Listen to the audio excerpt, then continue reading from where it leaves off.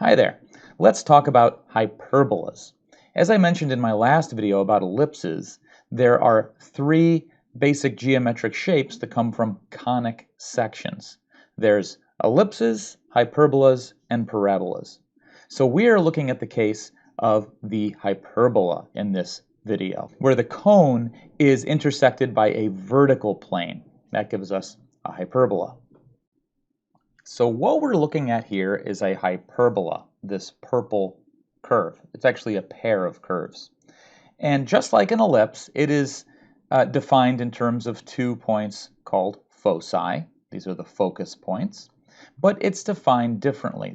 The ellipse was defined to be the set of points such that the sum of the distances to the two foci was equal to a constant.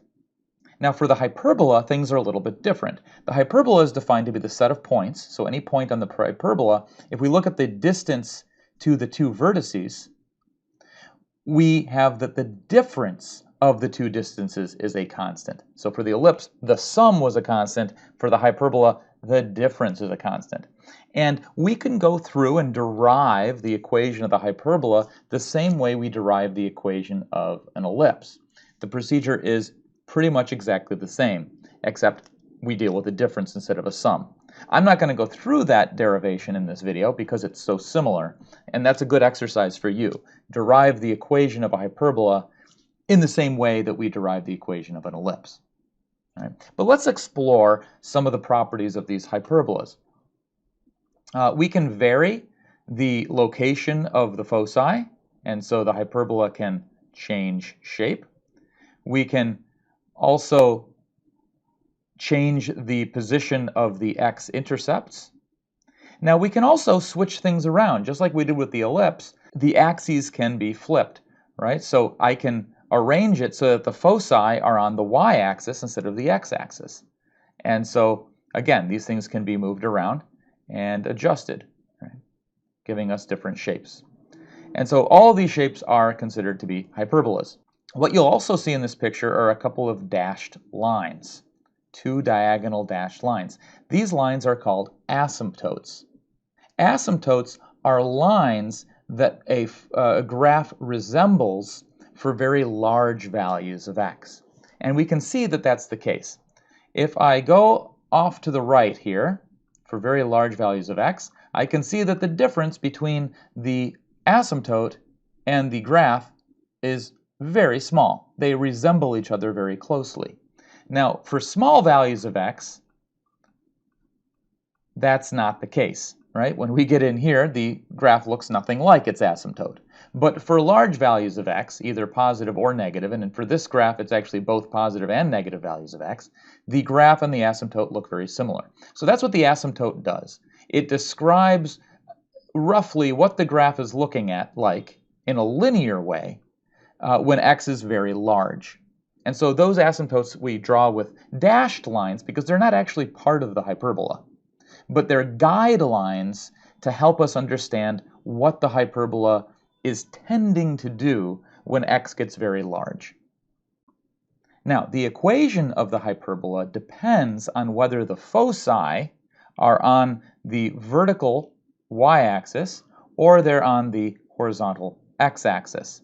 We have a different form for the equation. So we have two forms for the equation of a hyperbola.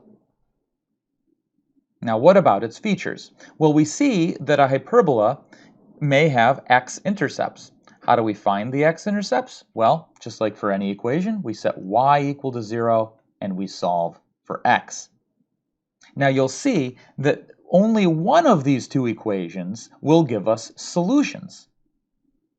All right? Only the solution that starts with the x squared and we subtract the y squared term, only that one will have solutions when we set y equal to 0. All right, so that equation corresponds to this picture where we have x-intercepts.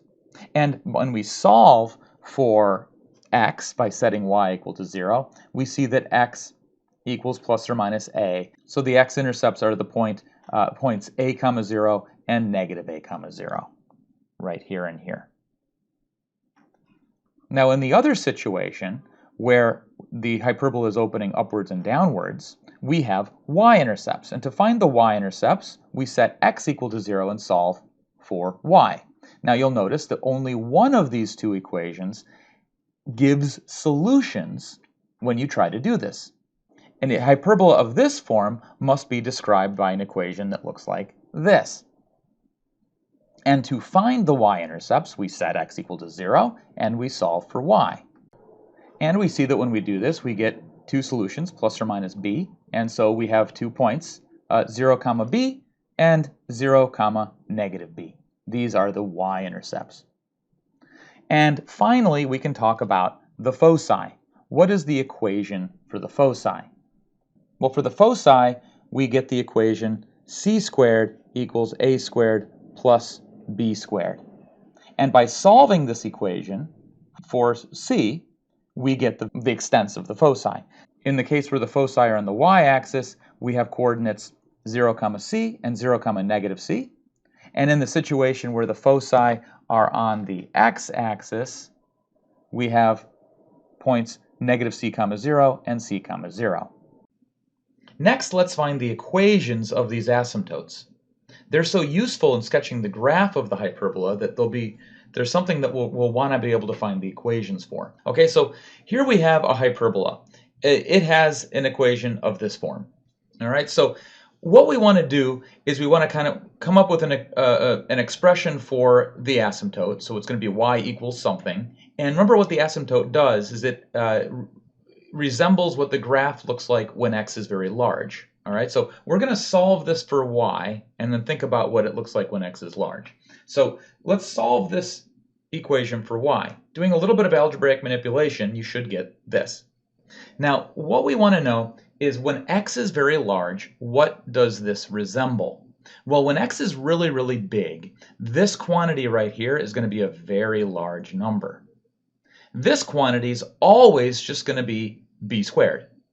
Now, when this is really big, say x is equal to 1,000,000. Well, 1,000,000 squared it's a huge number, right? I'm subtracting b squared from it.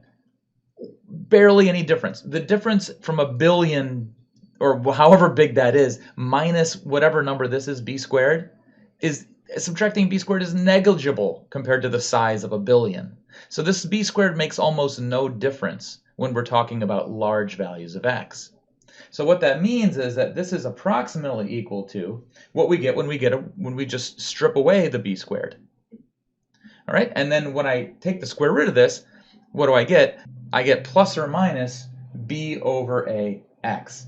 And this is true when x is large. And that's as a large positive number or a large negative number. Now I'm writing approximately equal to. They're not exactly equal, but it's approximately the same as this. So the idea is that when x is very large, the size of b in comparison is negligible. So we can essentially ignore it. We get something that's approximately the same. But what we have here now is lines, right? Y equals plus or minus mx. M is the slope of the line. So we can see that the asymptotes are just given by y equals positive b over ax and y equals negative b over ax. And you'll see the same thing happens even when we look at the equation in the other form, where it was y squared minus x squared, right? You'll get exactly the same thing, except it'll be a plus b squared instead of a minus b squared, but it's still negligible, so we can do the same thing, and you'll get the same equations for the asymptotes. So the asymptotes are always given by plus or minus b over ax.